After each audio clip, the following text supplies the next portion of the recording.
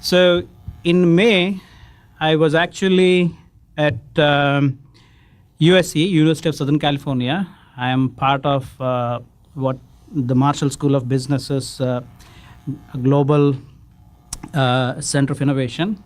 So there as part of my talk, I basically asked the audience, I said, I'll probably make some provocative or controversial thing. Tell me whether you agree or disagree. Either way, we can actually have a debate. And I said, while there have been these discussions about product business model versus services business model, etc., and even at Infosys, we have spent a good amount of time. And by the way, at Infosys, I'm also responsible for what is called a new product R&D. So coming from someone who is responsible for something called product R&D, it may be a little bit of a paradox. So I said, this comparison of product business models versus services business models is all a kind of BS, because in my opinion, future is all services, right? So for whatever reason, while a few eyebrows went up, there wasn't a whole lot of debate. Maybe that is something we should debate in these 4 days of fun, as Chris put it. So we're actually seeing, I think, emergence of new kinds of services. So if you really look at a variety in most of the regions around the world, whether it is the developed countries or the emerging countries, I think we are seeing the emergence of new kinds of services and probably new kinds of platforms that are going to actually enable these services. On the one hand, you have things like health.gov, I think, where the US government is actually making available a lot of data, because I think in advanced countries, it is people are actually seeing that in the last 4 or 5 decades of usage of IT, they have produced a lot of data, and that mining of that data is probably what is going to give the next level of opportunities for innovation. Whereas if you really see in the emerging markets, in emerging countries like India, etc., while they have an opportunity to probably skip a generation, we probably do not have that level of data, right? So where are the innovation opportunities going to come from? So similarly, Chris just now talked about Coursera, which is trying to transform the way what education means, not only in terms of education delivery. We have recently launched in India a platform called Airtel Money. Airtel is probably the biggest mobile services provider in India, and they have actually done several very innovative things. Probably one of the first companies to kind of hand over their entire IT operations to an external provider, IBM.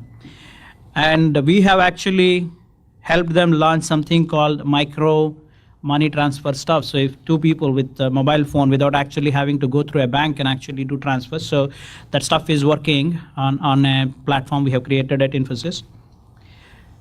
Unique Identification Authority is a big initiative that the government of India launched, and in fact they have invited our ex-chairman Nandan to kind of come and head that authority, and he has actually done something very unique there. Instead of creating a final solution, that authority took an approach to create a blueprint for an architecture of a platform that anybody can actually create and provide, number one.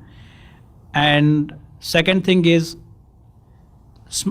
big companies or small companies, anyone can actually build services on top of those things. So, and there are many such examples. If you actually see in Europe, there is this, maybe people from Europe will know this better, there is this platform called EPSOS, right? European Patient Smart Open Source Services or something like that, where the focus is really on when people travel across Europe, how they can actually have seamless access to healthcare, etc. Again, a very unique platform approach. I have actually come across something called openecology.org or something like that, where a lot of companies have come together to create a living lab, I think in Michigan, for agriculture. So they're creating a variety of blueprints for machinery, and the different companies are actually creating these things, and those machinery is actually being tried out in a farm, which is a living lab really. So here again, somebody is creating the basic infrastructure over which the innovations are being created. So I think we are in an era where, in a way, many of the challenges are global at a very high level. If you really look at it, most of the countries, whether it is developed countries or emerging countries or poorer ones, they are probably looking at very similar kind of challenges, whether it is affordable healthcare. It is very surprising that a country like US and a very poor country in Africa, they basically talk about healthcare, right? In a country like India basically talks about the challenge really is around how do we create jobs fast enough. It's a huge country with a lot of population. Every year, probably hundreds of thousands of people are actually coming out of colleges. Now you need to create jobs. So how do you do that? And this growth needs to be pretty inclusive. Now, while at one level we are really talking about the challenges being very similar, I think in a way, because of connectivity, I mean the physical connectivity because of airplanes, etc., as well as digital connectivity, I think it has become a global village now. So therefore the challenges are very similar, and it gives us an opportunity to kind of address these global challenges together. But at the same time, one point I would really like to bring is that there are very local variations of these challenges.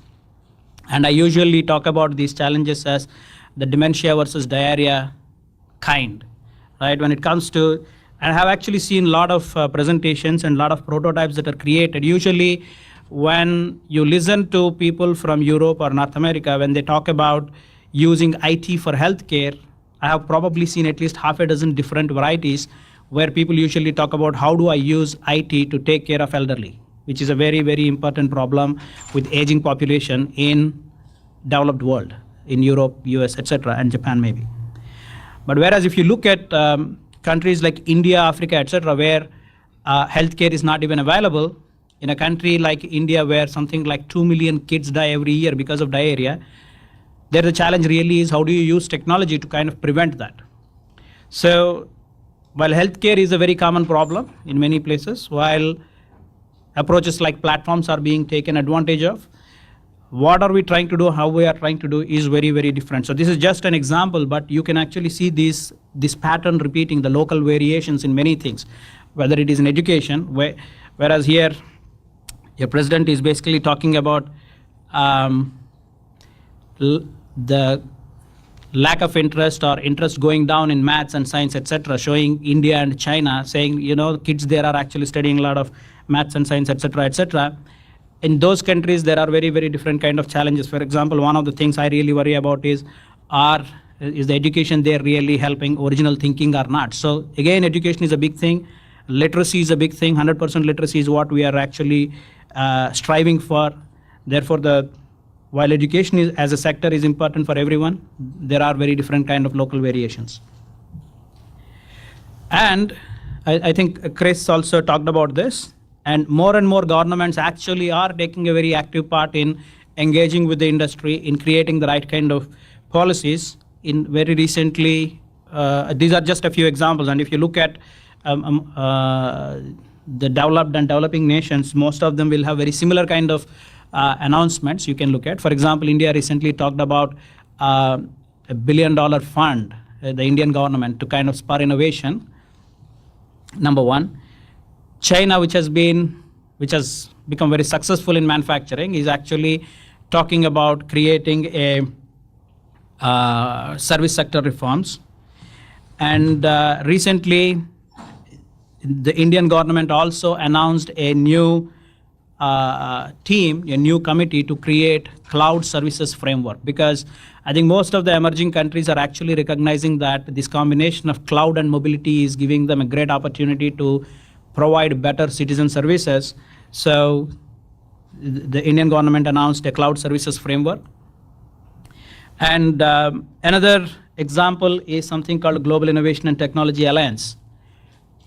This is a kind of a company that was created between the Indian government and the SRII, the Confederation of Indian Industry. And the purpose of this initiative is really to bring in technology in an accelerated manner, whether it is to build it internally or to get it from outside, but how do we bring technology in an accelerated manner so that we can address some of these challenges in a faster way.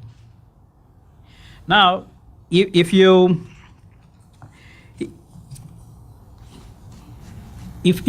really look at all these things, one thing is very clear. I think most governments, they are actually spending good amount of money on innovation, and in many places innovation is really meaning three things. One is, how do we make the lives better, the lives of citizens better, number one.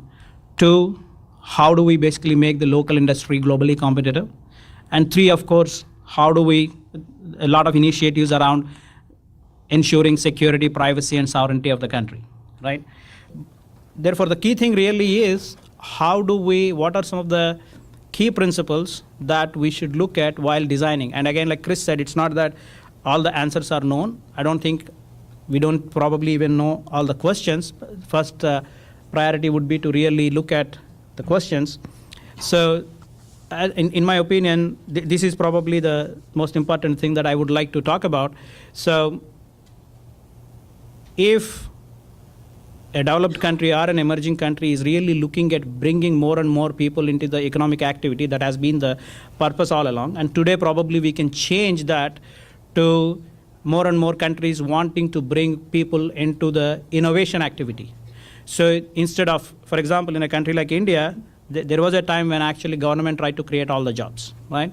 Today the trend really is, can I create the infrastructure or a platform that can enable job creation by somebody else, because governments cannot do that. So the challenge is basically changing to, how do I bring more and more people into the innovation activity? And the answer in a way is this: how do we create some of these global services platforms, whether it is service innovation or service delivery? And if that is going to be the trend, then can we as SRII look at some of the key design requirements or key design principles that will actually accelerate the creation of these platforms, leveraging the technologies that we have, number one. And two, can we enable the building of local variations? And I actually see that while at one level, all of us in different chapters, whether it is US chapter or European chapter or India chapter or Thailand chapter, etc., can we, how do we look at some of these challenges, innovate for local requirements? And when we actually come together like this, when we share, maybe there is a way of kind of benefiting from everywhere. So let me spend a couple of minutes on this. So how do we basically create platforms that enable self-service? Because today, as we said, more and more consumers in the world have a device which has computing, which has communications and storage in it embedded.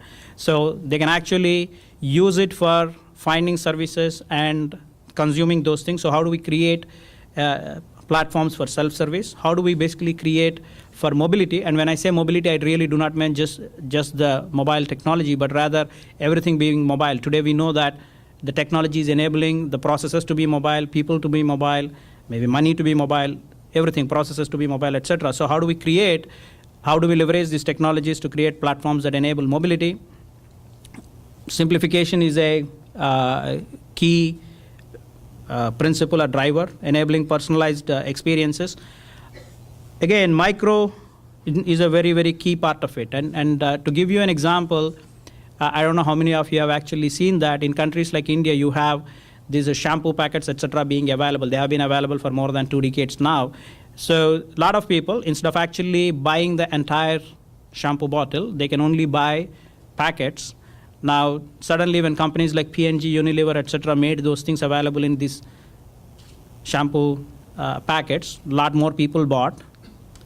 A very digital equivalent of that is probably iTunes. You all know that, you all experienced that. So when suddenly it became possible to buy a single song at 99 cents instead of actually having to buy the entire album, it completely changed the music industry ecosystem. So we are actually seeing that repeating in several things, whether it is in education or newspapers, whatever. So micro is a very powerful idea to basically bring in inclusivity. Micro is going to make people to consume at micro level as well as contribute at micro level, because not everybody can consume at a bottle level, or not everybody can produce to be bought at that level. So how do you basically enable micro in a manner that it is actually profitable to do business at a micro level. And again, I think the platforms are actually going to make it possible. And resource intensity, this is one of my favorite themes. Now, again, one more controversial thing. I believe that I think in the last 100 or 150 years, innovation probably went in a manner without actually taking into account the resource constraints. I think that is the reason we actually came up with concepts like use and throw, right? I think now we're slowly getting into more and more of reuse and recycle kind of concepts. So when we say resource intensity, and we have actually chosen this phrase very carefully, we don't mean just resource efficiency. It's not about trying to get more and more out of continuing to consume the same level of resources, but how do we basically create an environment where the dependence on resources actually keeps coming down. And all of you know, for example, there is a measure called oil intensity that is regularly measured, where how the GDP growth versus the corresponding growth in oil consumption. Now I think it is important to really look at a similar kind of thing on all other resources also. So how do we basically, can services help when we relook at things like what is the future of transportation, or what is the future of healthcare, etc.? Can we move from paradigms where people need to own stuff to people simply share for their need and then kind of really don't need to own the assets? So how do we, resource intensity is a very important theme. And we know that today technology is making it possible for people to come together and collaborate and learn, etc. So how do we again build into these platforms the ideas of communities coming together and solving their own problems, communities coming together and actually extending the platforms themselves through app stores and stuff like that. So in all this, as you can see, I'll not talk about each and every point, but these are, in our opinion, some very important principles that need to be taken into account when we are actually creating these global platforms. And obviously, they will be enabled by the technologies that we talked about. I think at the core of, and I see these things as kind of technology themes or combination technologies. When you, for example, I look at the combination of cloud plus mobility plus analytics as a theme, where how do you collect a lot of data? And today, we have different kinds of data. All of us know that stuff. There is a lot of enterprise data. There is a lot of data in the cloud. There is tomorrow probably there is going to be a lot of data that comes actually from industrial automation, etc., by putting sensors everywhere, in factories, in campuses, at homes, etc. Then how do you basically create innovative mechanisms to collect data? Is one part of it. Then the second thing, of course, is how do you mine all that and identify correlations, which actually give us the ideas for innovation. So the combination of cloud, mobility, analytics, that is collect data, analyze it in the cloud, and make it available to all the stakeholders wherever they are in a mobile environment, is a combination theme. Similarly, there are other things that we look at. So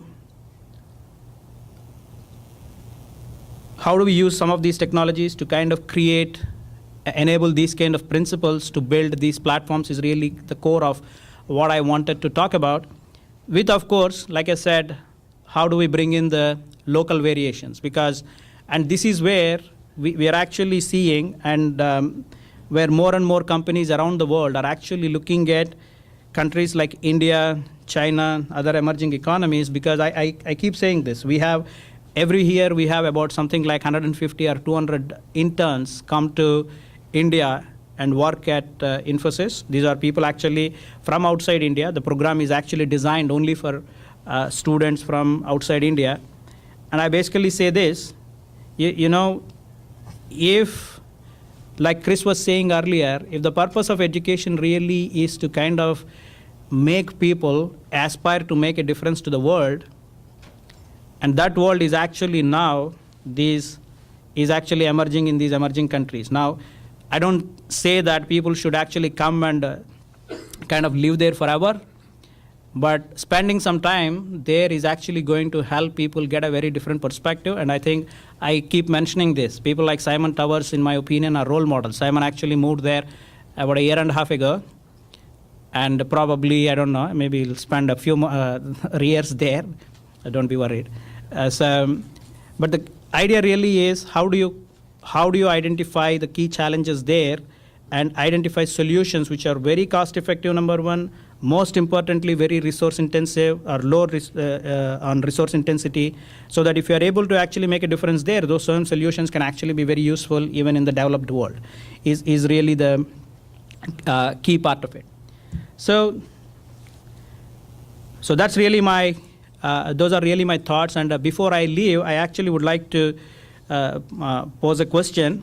We all know that I think at the highest level, technology is really about helping improve human productivity, right? And when I say human productivity, I really do not mean a number of units produced per hour kind of a stuff. That really is an oversimplification. But if we really take the definition as value created per unit of cost of resources involved, and I think that is where we are actually creating newer and newer levels of technology and applying those technologies in a very innovative way.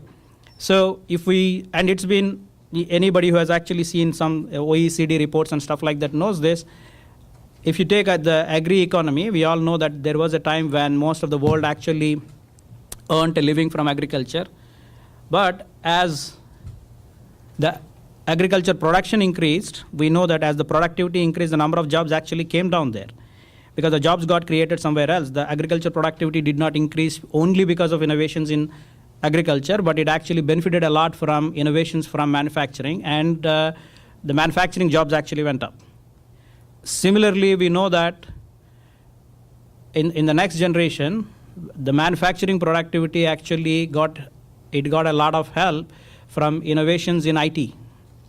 And so it's not only because of innovations in manufacturing, but it actually got a lot of help from innovations in IT, so same as agriculture. So therefore, the key question really is this. If we are really seeing this kind of continuum of course, it is vogue or fashionable to kind of talk about the agriculture economy, manufacturing economy, services economy, etc., etc. The key question really is, while we are talking about services, research and innovation, where will the next big productivity for services come from? I mean, like Chris said, 60 to 80% of the economy in most countries is actually coming from services. And will it come from applying IT into services, or is it going to come from somewhere else? So maybe, this is just a question. I don't know the answer, obviously. So maybe the services productivity will increase a whole lot, but will the jobs be in services or somewhere else? Maybe we need to kind of look at things like the intersection of IT and biotech, IT and nanotech, etc., etc.